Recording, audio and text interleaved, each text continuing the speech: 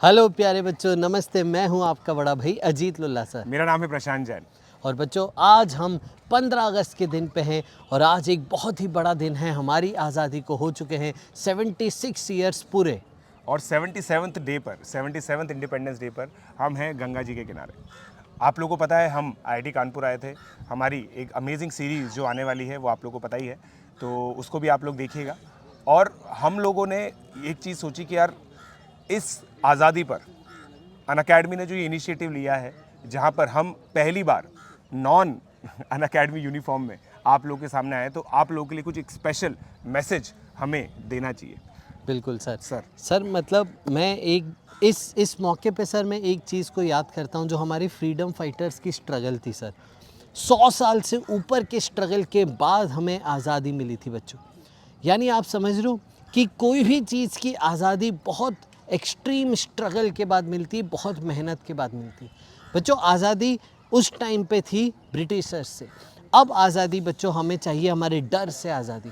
एक एस्पिरेंट के लिए उसके डर से आज़ादी बहुत ज़रूरी होती है। आज़ादी चाहिए, फाइनेंशियल फ्रीडम चाहिए हमारे पूरी सोसाइटी में। हमें परिवार को एक लेवल अप करना चाहिए और ये आज़ादी सिर्फ़ और सिर्फ पढ़ाई से मिलती है बच्चों। पढ़ाई आपको एक बहुत बड़ा ज़रिया देती है अपने जीवन में हर तरीके की आज़ादी हासिल करने का। क्यों सर? बिल्कुल सर। और जो आपने संघर्ष की बात की, इस संघर्ष की जो शुरुआत है वो हमें बस ये चीज़ पता होती है कि 1947 में हम लोग आज़ाद हुए। 1945 में जब वर्ल्ड वॉर 2 ख़त्म हुआ, उसके बाद सैकड़ों देश आज़ाद हुए, उनमें से हम भी थे। मगर हमारा जो फ्रीडम स्ट्रगल है, हमारी जो आज़ादी की जर्नी है, वो बहुत अमेजिंग रही है।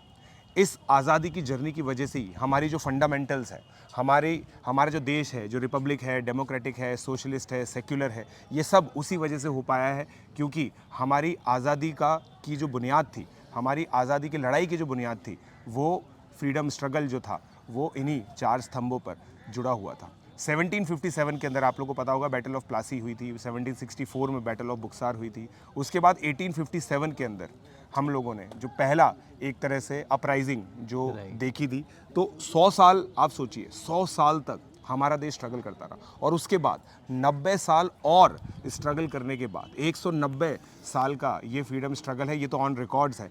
तो 190 ईयर्स के फ्रीडम स्ट्रगल के बाद हम लोगों को आज़ादी मिली। ये कोई बहुत छोटी बात नहीं है। 190 ईयर्स का स्ट्रगल जस्ट इमेजिन कीजिए। मैं यहाँ पर एक बात करना चाहूँगा कि बहुत सारी बार प्रिवेंटिव मेजर्स क्यूरेटिव मेजर्स से बहुत ज़्यादा इंपॉर्टेंट होते हैं। हमारा देश गुलाम बना, वो बनने की जो प्रक्रिया थी वो भी 100 साल की थी। 100 साल लगे ब्रिटिश राज को अपने पूरे पैर पसारने में, और वो था हमारे देश का नॉन अवेयरनेस। हम उस समय प्रिवेंटिव मेजर नहीं ले पाए, बट आप जो जेई एस्पिरेंट हो, आप लोग प्रिवेंटिव मेजर ले सकते हो। खासकर वो स्टूडेंट जो अभी 11th क्लास के अंदर हैं, आप अपनी 11th बर्बाद होने से बचा सकते हो। जो फाइनेंशियल फ्रीडम अजीत सर जिसकी बात कर रहे हैं, वो फाइनेंशियल फ्रीडम आप लोगों को बहुत ज़्यादा सुनिश्चित हो जाता है अगर आपकी 11th बहुत अच्छी रहती है। 12th जो JEE 24 एस्पिरेंट्स हैं, उन सब बच्चों को भी मैं ये बोलना चाहूँगा कि जो आपका डर है कि सर 6 महीने में एग्ज़ाम है, 6 महीने बाद हमारा JEE मेन 1 हो जाएगा, हम लोग कैसे तैयारी करेंगे। दोस्तों, ये जो डर है, ये अगर 10 लाख एस्पिरेंट्स हैं तो उसमें से 9,90,000 का यही डर है। तो आप उन 9,90,000 में हैं। आप बिल्कुल भी टेंशन मत लीजिए। जो ये डर है ये सब जगह है। इससे आज़ादी पाने के लिए ही आप लोग हमें फॉलो करते हैं, हमारी बातें सुनते हैं। बिल्कुल सर, एकदम सही कहा आपने कि बच्चों हर चीज़ की आज़ादी आपको मिलेगी, बस वो मिलेगी पढ़ाई से, अच्छे कॉलेज में जाने से। और जैसा कि सर ने बताया ना कि हमारा जो डीएनए बन चुका था ना पूरे समाज का, वो बन चुका था मेहनत वाला। इस आज़ादी की लड़ाई ने हमें बहुत ही एक स्पिरिट डेवलप करी इंडिया के यूथ में। और आज की तारीख में इंडिया का यूथ पूरे भारत को नहीं, सिर्फ पूरे भारत को नहीं बच्चों, पूरे देश को लीड कर रहा है। आज हर किसी टॉप कंपनी का सीईओ एक आईआईटीएन है। बिल्कुल सर। और इनफैक्ट सर, बिल्कुल आपने ये चीज़ बात कही। इनफैक्ट मैं सर वापस से थोड़ा सा ये चीज़ बताना चाहूँगा कि जब हम लोग आज़ाद हुए थे, हमारे जो प्रिंसिपल्स थे, फ्रीडम, फ्रीडम स्ट्रगल के जो प्रिंसिपल्स थे, fundamental rights, fundamental duties, directive principles of state policy, ये सब चीज़ें जो 1935 की गवर्नमेंट एक्ट में आई थी, जिसके बेसिस पर हमारा संविधान बना, हमारा कॉन्स्टिट्यूशन बना, डिस्क्रिमिनेशन के अगेंस्ट, हर चीज़ को, हर पर्सन को विदाउट कास्ट एंड क्रीड हम समानता से देखेंगे। ये जो सारी चीज़ें हैं ना सर, इसका जो सबसे बढ़िया बेनिफिट हुआ है ना सर, आप देखिए सर 1947 में हमारे देश लड़कियों के मामले में सिंगल डिजिट लिटरेसी रेट पे था, लड़कों में 30% के करीब लिटरेसी रेट थी। आज 70% से ज़्यादा लिटरेसी रेट है। हमारा देश सबसे बड़ी यूथ पावर है, जैसा आपने बताया।